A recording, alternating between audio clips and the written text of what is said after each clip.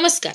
Zoom your knowledge online या आपल्या YouTube चॅनलमध्ये आपणा सर्वांचे पुन्हा एकदा मनपूर्वक स्वागत आहे. जीवनसत्वे हे असे पदार्थ आहेत जे आपल्या शरीराला सामान्यपणे वाढण्यास आणि विकसित होण्यासाठी आवश्यक असतात.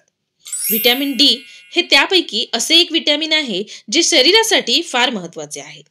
याचे कारण असे, व्हिटॅमिन डी शरीराला कॅल्शियम शोषण्यास मदत करते आणि कॅल्शियम हे आपल्या हाडांच्या मुख्य बिल्डिंग ब्लॉक्सपैकी एक आहे. व्हिटॅमिन डीच्या कमतरतेमुळे आपल्या शरीरामध्ये ऑस्टिओपोरोसिस किंवा मुडदूस यासारखे हाडांचे आजार होऊ शकतात. व्हिटॅमिन डी तुमच्या मज्जातंतू, स्नायू आणि रोगप्रतिकारक प्रणालीमध्ये महत्त्वाची भूमिका बजावते. तुमच्या स्नायूंना हालचाल करण्यासाठी व्हिटॅमिन डीची गरज आहे. तुमचा मेंदू आणि तुमच्या शरीरात संदेश वाहून नेण्यासाठी तुमच्या मज्जातंतूंना देखील व्हिटॅमिन डीचीच गरज आहे. जीवाणू आणि विषाणूंशी लढण्यासाठी तुमच्या रोगप्रतिकारक यंत्रणेला देखील व्हिटॅमिन डीची आवश्यकता आहे. मग आता तुम्ही म्हणाल, मला हे व्हिटॅमिन डी कुठून कसे मिळेल? तर तुम्ही व्हिटॅमिन डी 3 प्रकारे मिळवू शकता. तुमच्या त्वचेद्वारे, तुमच्या आहारातून आणि पूरक सप्लिमेंट्समधून. सूर्यप्रकाश हा व्हिटॅमिन डीचा सर्वोत्तम स्रोत आहे. सूर्यप्रकाशाच्या संपर्कात आल्यानंतर तुमचे शरीर नैसर्गिकरित्या व्हिटॅमिन डी तयार करू शकते.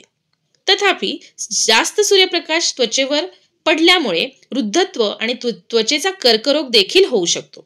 म्हणून काही लोक व्हिटॅमिन डीच्या दुसऱ्या स्रोतांकडे वळतात. मग ह्या स्रोतांपैकी सेकंड स्रोत आहे तो म्हणजे आहार. खूप कमी पदार्थांमध्ये नैसर्गिकरित्या व्हिटॅमिन डी मिळत असते.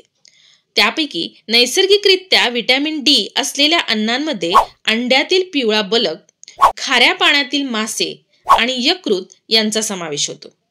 आता तिसरा ऑप्शन आहे व्हिटॅमिन डी सप्लिमेंट्स.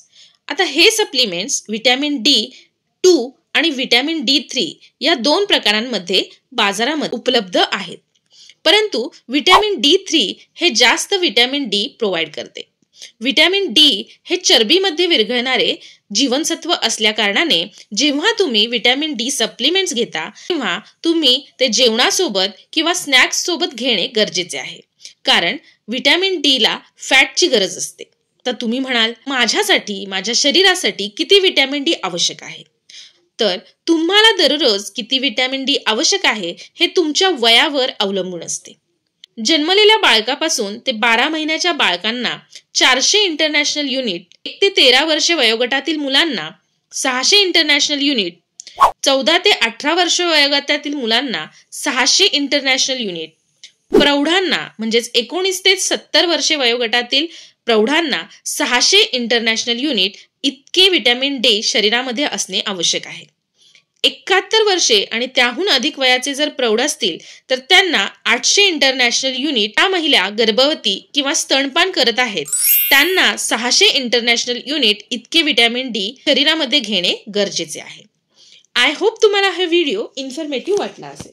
व्हिडिओ थोडा देखील इन्फॉर्मेटिव्ह वाटला असेल ना तर व्हिडिओला लाईक आणि चॅनलला सबस्क्राईब करायला अजिबात विसरू नका.